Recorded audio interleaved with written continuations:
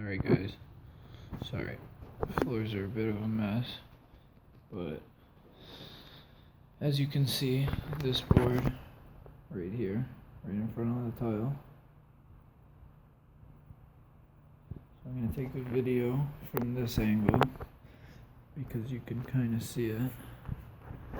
Do you see how this board right here, these ones are a little shinier and this one's flat? Well, the reason this one's a little bit different color, and you could tell, is because it came from a brand new box, because I've had these floors installed for 2 years. Something dropped on the floor, something pretty heavy, and put a pretty bad dent in the floor.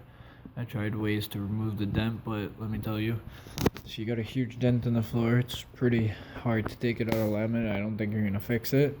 So I found the best way is to just remove the board if you have extras and replace it. So what you're gonna want to do,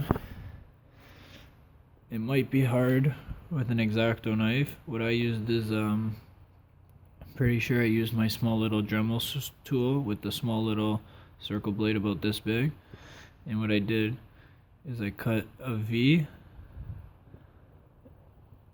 from corner to the middle and from corner to the middle, and you do that on both sides of the board. So with an X-Acto knife or a Dremel tool, or set your skill saw so it only gets the depthness of the board, like this and like this, right to the corner. And then you're going to want to go from the point in the center, a straight line,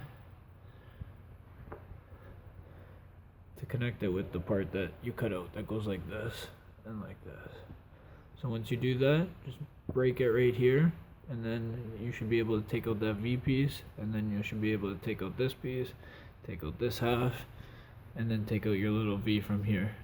Now you're going to want to vacuum all under here, all your mess, clean it out. And basically it depends how your lip is.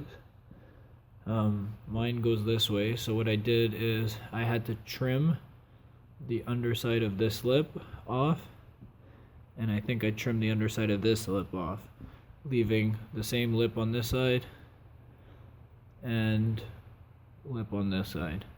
And basically what you do is I put PL along the bottom of the lip of this board and the bottom of the lip of this board, and then I put this down. I clipped in this side, and then this and this. I just pushed down and then put weights on top and let the PL set, and I've had it for, I'd say, probably 6 months, maybe more now.